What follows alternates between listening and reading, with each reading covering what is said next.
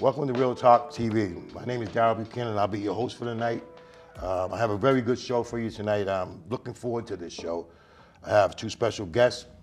And since it is Recovery Month, we are going to talk about some recovery issues, hopefully dispel some myths, hopefully give you a better education on what addiction looks like, what it really is. And to my left, I have Athena Haddon.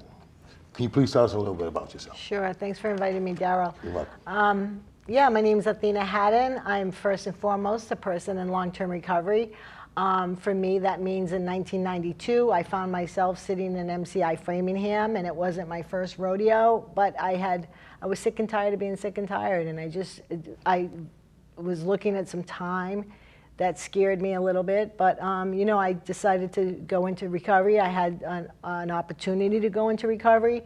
My stars kind of aligned. It was the right program for me at the right time, and here I am. And I'm also today the director of, the executive director of peer services. It's a new role. I still got to roll it off my tongue. It's the executive director of peer recovery supports for Spectrum Health Systems. Good stuff. And I also have Angela Dalessio. Can you please tell us a little bit about yourself? Sure.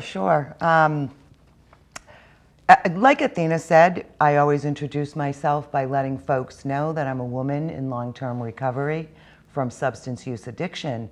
And what that means for me is that for 19 years, I have been in a forward-facing direction through the support of multiple pathways of recovery that have been in my life. I left home when I was 15 and a half years old, and I never lived with my parents again, and I was caught in the culture of addiction. It took me many years to exit that culture and get into recovery.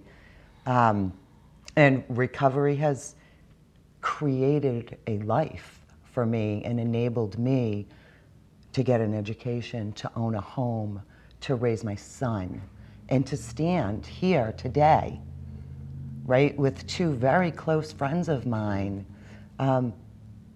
as a well-educated woman, a responsible woman, a mom, right? So, people do recover, and I am living proof that people recover from substance use addiction. Thank you very much.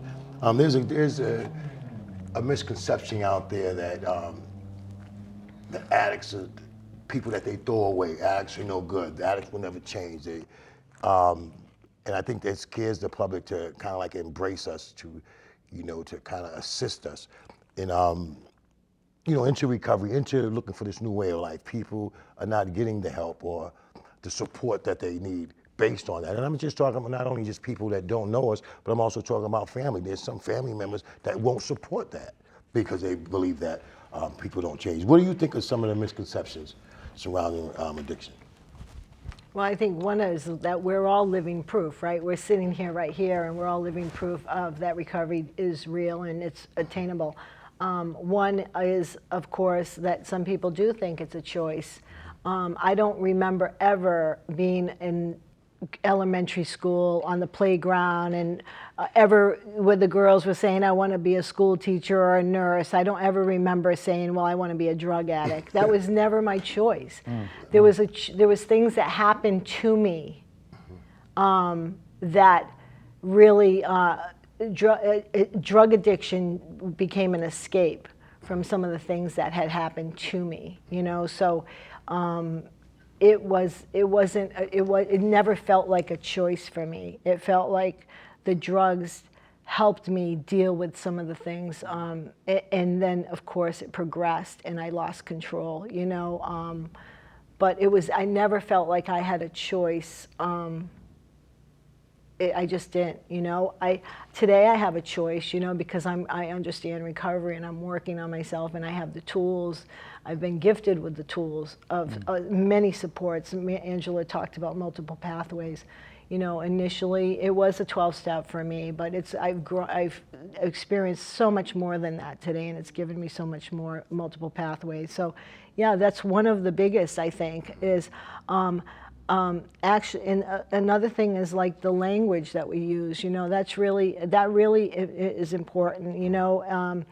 We're all today. We're all sitting here identifying as people in recovery. We're not using like that language that people once a junkie, always a junkie mentality, or once an addict, always an addict. And so we know that those are the things that I think when we talk about stigma and reducing stigma and things like that, we really need to take a look at the language that we use as well when we're talking about people.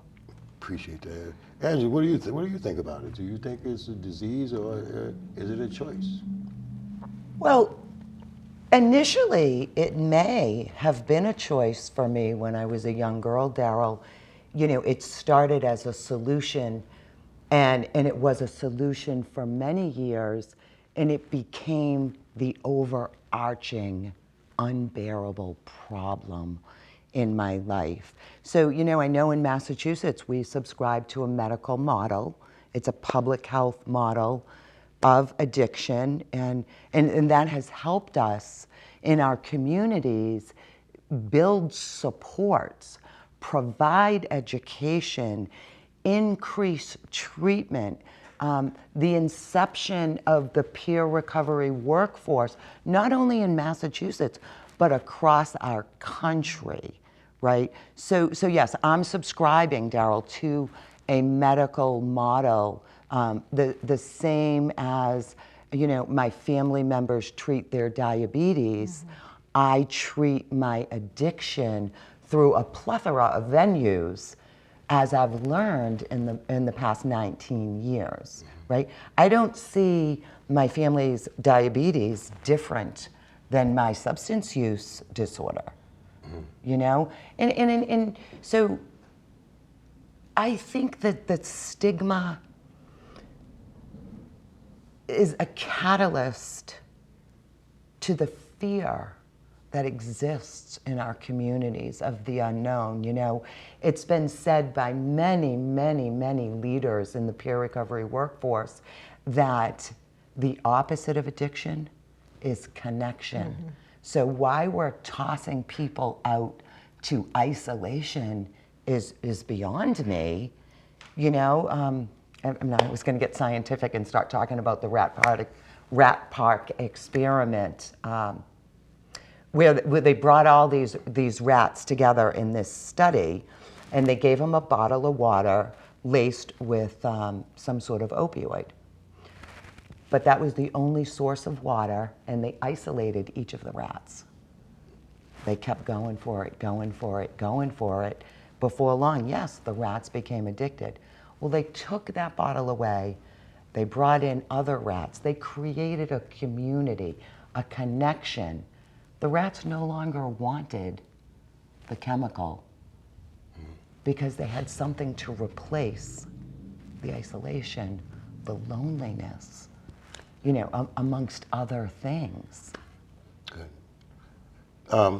So if we were to provide, I'm under the belief that some of the alternatives are more of like putting Band-Aids on bullet wounds, meaning that the alternatives that they give to us, right, or give to a person that's seeking a life change, I think they're more destructive, and they keep us locked in. What are some of the real alternatives that you think should be implemented in this process? Or how should the community respond? Is it safe for them to respond with us? How would we let them know, inform them that it is safe to have a conversation with somebody that's down there? Because it is safe. If you saw a person with cancer, you won't say, "Oh, he's got cancer, I don't want nothing to do with him." You know what I mean? And you'll talk to that person, and if the disease of addiction, we see it the same, how do we get them to treat us the same? I mean, what ways can we do it? Who is them?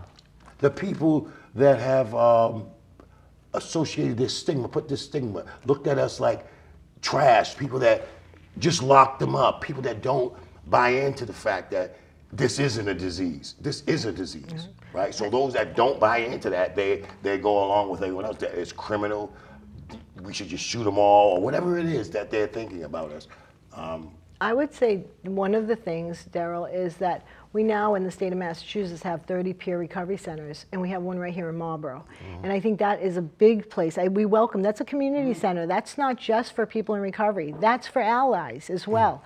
You know, that's for family members. So we encourage people in Metro West to come visit the recovery center here in Marlborough, 31 Main Street, Recovery Connection.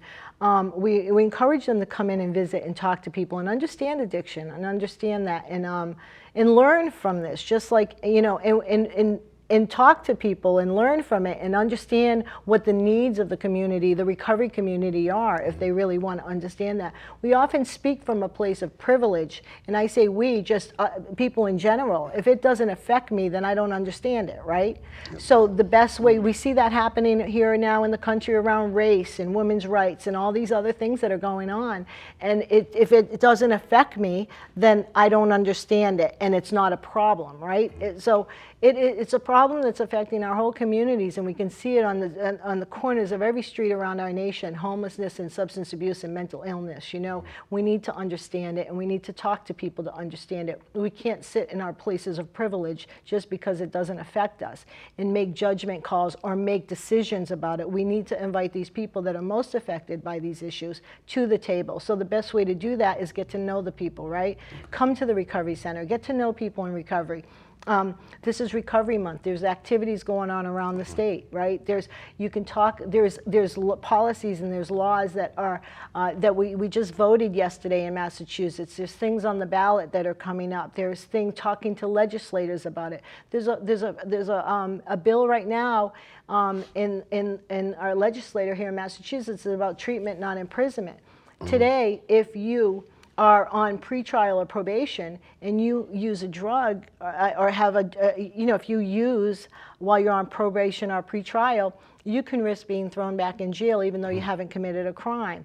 You know, if we're looking at it in the disease model, right? If I had sugar diabetes and my doctor told me don't eat sugar, and I splurged on sugar one night and went into a diabetic coma, I'm not going to go to jail because I didn't follow the doctor's orders. You're right. So we got to look at this, like how are we treating addiction and how are we treating people that have addiction, right?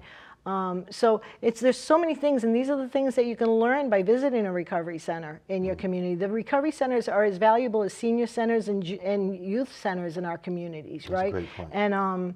And people should, not just people in recovery, you know, a community should feel like this is a community center and they can access it as well, you know, so that's one way. Good. I appreciate that's some good points there. Yeah. What do you think, Angie? What do you think? One of the number one ways we can make a substantial difference into this? Well, I'm going to say this. So I'm a facilitator of all of the Recovery Coach Academy curriculums. I have been facilitating and working with these curriculums since 2015. I've been blessed to have earned a degree, and I also have my LADAC. I choose to work in the peer recovery workforce. So as Athena said, 30 peer recovery centers across the state of Massachusetts with at least 12 or 13 earmarked to be open, right? So since 2015, I have to say I've probably trained several hundred recovery coaches in this curriculum that then go out and work to support peers in recovery. So, and not to exclude treatment. Treatment is instrumental. But we've seen people enter treatment, Darryl, 4 times, 5 times, 10 times, 20 times, right? What's happening is we come back to our community. It happened to me. Left treatment, 1985, Spofford Hall. I felt so new and shiny. I was ready to do the right thing and live well. But I had to keep it a secret. And my communities workplaces, educational institutions, I was living with the dirty secret of who Angela was. We no longer are living in that same place right now. So, I mean, there is a peer workforce across our country, and in Massachusetts and Connecticut, really spearheading these efforts to connect people to this very specific and unique peer workforce. Now, this peer workforce, folks, was designed prior to 2008 by some of the leaders in the work across our country as a workforce developed exclusively for people in long-term recovery from substance use addiction, right? So we're taking that lived experience and we're turning it into where's the value in that lived experience? The value in that lived experience is, for me, is I'm a nationally recognized recovery coach. I train recovery coach academies in all of the curriculums across Massachusetts, Connecticut, and now I'm even doing curriculum design. Now, none of these things would have been possible for me if we weren't forward-facing in recovery right now. Do you know, and I want to touch on, Athena touched on the language, right? Really, really harmful language, right? So language can either empower someone or disempower someone, right? And so we want to keep that in mind. And I would like the community to keep that in mind, right? When we say that person, that addict, you're a junkie, you're a drunk, you're a wino, whatever that term is, what gives us the right to put a label on another person? We wouldn't want it done to us, right? And so, you know, you remember years ago in Massachusetts, we had that state without stigma. That was a huge driving force to try to educate communities and build recovery-friendly communities. We have recovery high schools, 5 of them in Massachusetts. We have collegiate recovery groups in our colleges now. So we need to keep bringing that information to the forefront. We need to keep celebrating recovery, right? I mean, I could go on and on and on. You can go say what you want to say. Right, and not just for September. Yeah, we do it in September, but it needs to continue year-round. You know, Exactly. really, yeah. I remember going to meetings, and I went into the meeting, said who I was, and I got the impression or the energy that I was at the wrong meeting, right? Later on in life, I understand that these meetings, there's more pathways. So if a person's watching this and they don't feel comfortable or they're not getting what they want at wherever they're going, and they might think that's the only thing because some meetings are just more popular than others, right? Can you just talk about some more pathways, some more things that they might be able to check out? Do you want to speak on that first? Yeah, so just, you know, there's things now, there's like smart recovery, there's the Phoenix, which is actually around exercise. I've actually incorporated yoga the last several years in my recovery. There's, oh my God, there's just so many groups. There is so many, I can't think, smart recovery, there's the, there's a lot. oh my God, there's just so many. Can we think of any? But you know what, Athena, I just think that, you know, a few minutes ago, both of you had been talking about equity and access for folks, right? And so this is where we have the multiple pathways guide for families, which can be Googled and downloaded. I think I sent you that recently. So one shoe doesn't fit all feet. Exactly. Right, we know this, right? So we're working towards creating access and opportunity. So if someone doesn't subscribe to a spiritual pathway, what happens to them? Too bad? No, we don't do that. We have secular, non-religious pathways. we have Christian pathways, we have Buddhist specific pathways, we have physical fitness pathways. All of these can be read about in the Multiple Pathways book. There's holistic pathways, yes.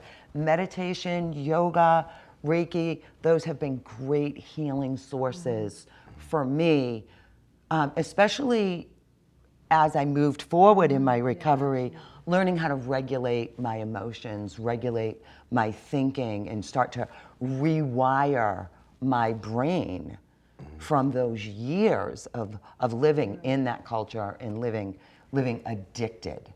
Did I answer the question? Yes, but you can keep talking if you want. It doesn't matter. But no, as far as, I also wanted to talk a little bit about the mental health aspect of that's associated with this disease. Yeah, so yeah, that's another thing we don't often, which came first, the chicken or the egg sometimes, right? We don't know, like, is it the mental health or is it the substance abuse? And we see a lot of that. We don't know, and then again, does it matter, right? But it's sometimes hard to treat. Like when somebody's using, while they're using, is there mental health? But I know what I've learned, or what I think for me, recovery shouldn't be difficult.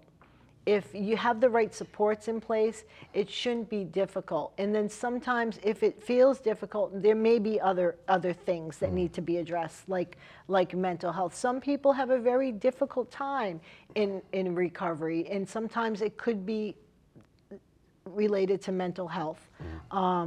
So yeah, but it's like, which came first, the chicken or the egg? Like, we have to treat the whole person. We really have to do that. In past, we've treated them very differently. The mental health over here, the substance abuse over here. Even the funding comes from sometimes different sources, which makes it hard when we're trying to treat people, because it's like, you got to be on one side of the street or the other, and sometimes you're in the middle, and so. I think we have to do better in that, and I think the state knows that, the funders know that, the providers know that, and we're aiming to do that. We always talk about person-centered, treating the whole person, and so there has to be some systematic changes to do that. I think when I put the drugs down, there was one of my old sponsors said this to me one time, and I didn't know till later on, and he said, Darryl, if drugs are your problem, then you're probably not an addict. He told me that. And I didn't understand that, because once I put down the drugs and I went shopping like crazy, right? When you picked up the spoon, right. You picked up the fork. So my thing is, when I say the mental health aspect, I was kind of like thinking maybe if the public really kind of understood that aspect right. or that components in it, right. maybe they'll be more willing to embrace or more willing to open the door. I'm just, my whole goal is trying to get them to. Right. So the behaviors. Because stigma is a public health issue, right? Absolutely. Absolutely. But you're talking more about like the behaviors. So the general public might think that if the person can only stop using, everything will be fine. Right. But once you put it down, everything will be fine. It's not often that way. There's often a lot of behaviors that have to be addressed when we get into recovery. So some people, I've heard this from the general public, to say, why don't they just stop, And it's not that you stop, there's still a lot of other stuff that needs to, people need support. They need new tools. For me, I was in active addiction for 15 years. Like, I didn't know how to take care of myself. I didn't know how to go to find a job. I didn't know any of these things because I was using drugs through school. I remember one time my mother, we were talking about a checkbook, and I'm like, nobody ever showed me how to write and balance a checkbook. And she's like, didn't you learn that in school? Well, I wasn't really present in school. So there was a lot of things that I had to relearn, a lot of things that addiction, that quick way of, I have a feeling and I want to act on it. I didn't know how to sit with my feelings. I didn't know how to sit in my own skin, So there was a lot of stuff other than just putting it down. And I don't know if that's kind of where you were going. No, that's what I wanted to know. There is. Yeah, but I'd really like to touch on, could you just repeat the question for me, please? It was a mental health question. Yeah, I wanted, because there's a mental health component to it, and I was wondering if we could, if we kind of explain that to the public, the people in the public, maybe they would be more substance use disorder friendly. You know what I mean? Because that component, I see it a lot. And I think and there's people that I'm around, you know, a few days a week that I see that in. I know it's me, and I see that in, and I see sometimes that even people that are in recovery kind of look at like, whoa, I'm not, you know what I mean? I'm not that guy, and kind of push them out of the circle when, you know, that's a part of us, you know what I mean? Yeah, absolutely. And there is a tremendous stigma around mental health as well as substance use addiction.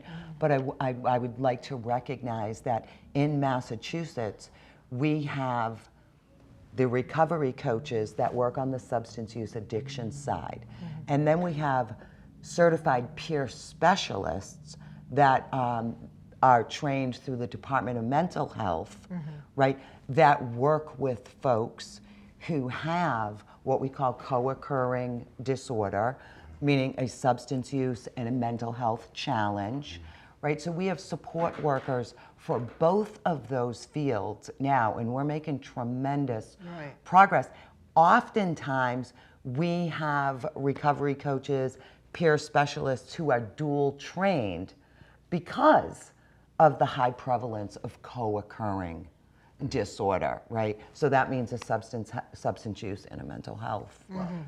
And the stigma, the state without stigma included the Department of Mental Health and peer specialists in that movement and still to today. So we want to use language that empowers people and doesn't objectify, you know, so there are small things all of us can do to make everybody feel welcome in our communities and in the institutions that reside in our communities. Does that answer the question? Thank you, I appreciate it, yes. Yeah. To your time, one more question. There's a lot of families, you know, that I've seen on both sides. I've seen a lot of families, like when I'm out there, there's a lot of families that would go and try to support their loved one who's caught up by taking them to court and then sectioning them and then there's families that don't do anything. What do you think a family member should do if they were to see or have a loved one that's out there caught up and they don't know what to do, helpless, they just feel they tried everything? What are your thoughts about that? I think that they should really go to a place like Learn to Cope. Learn to Cope is a wonderful organization for families to support them through that. I'm not a family member. I am the one that but I think that that's a wonderful place to start. That they'll hear other stories, they'll hear their story, they'll get support around that. They'll have other parents that are going through the same thing. And you know, some people are so afraid of the losing or a loved one or what could happen that they do choose sections. Others have set clear boundaries that they've been through this for years and years, and they know that they have to find a place where they can live their own life as well. So, you know, whatever, I don't think there's one size of that fits all either. Just like addiction in recovery, I think that they have to find what works for their family and what they can and can't do. But I think they need to find their own recovery from that and find a support group that works for them. Learn to Cope is a wonderful organization that was started here in Massachusetts. It's now in several states, but there's meetings all over Massachusetts, and I would always recommend families to go there. Thank you. Yeah, there is definitely an increase in family support meetings, and we would recognize that families are in recovery as well. Communities are in recovery from this substance use addiction epidemic that we're all experiencing right now.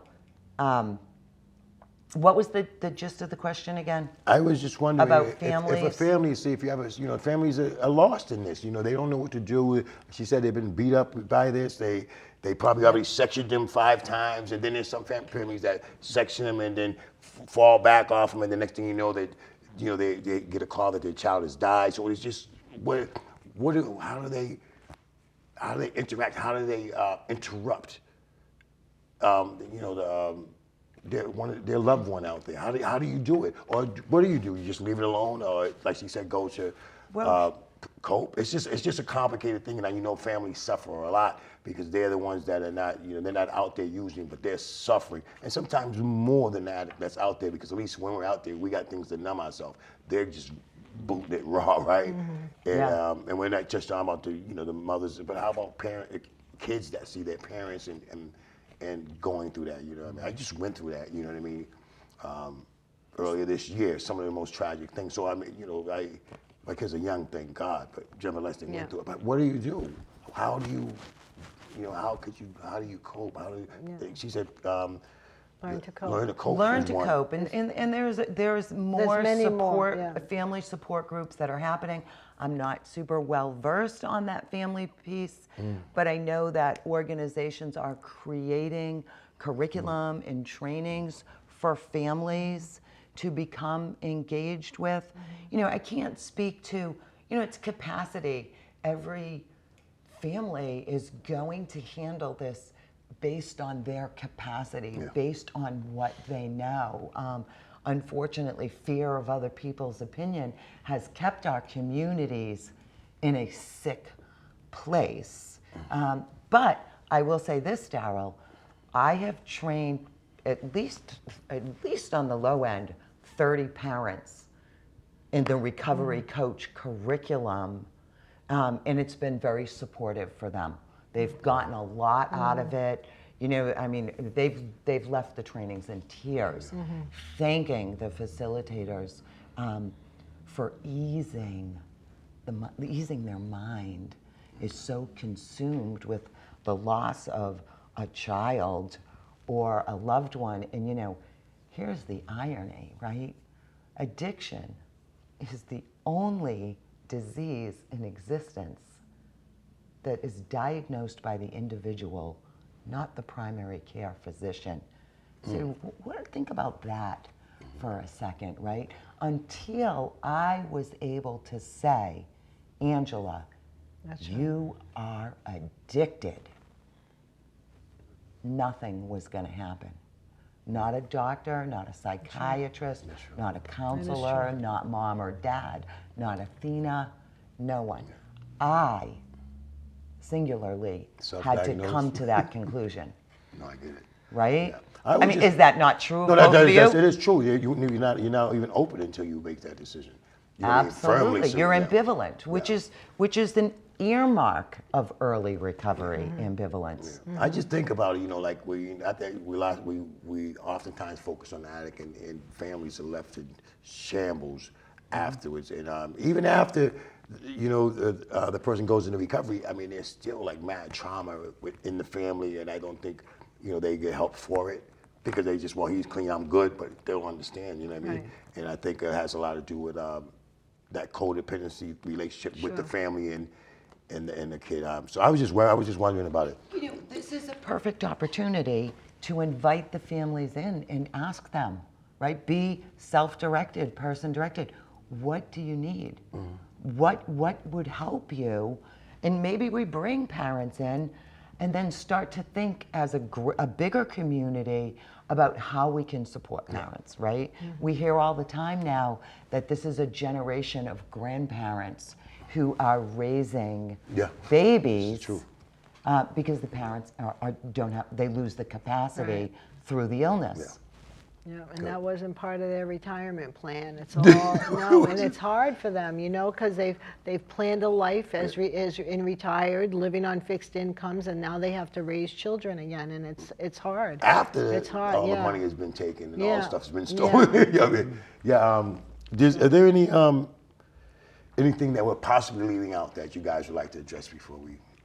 No, I think it just is something that we all should look at, and you don't have to be infected with the disease to be affected by the disease, right? So it affects our community, and so as a community, we should all, like, you know, we need to come together, and we need to understand it. We need to understand more that people need help, you know, and if we're in positions to understand that, read a little more, research a little more, visit the Recovery Center anytime. You know, it's right here in Marlboro. It's next door from here, where we are here, and It's open for the community. Come in and check us out.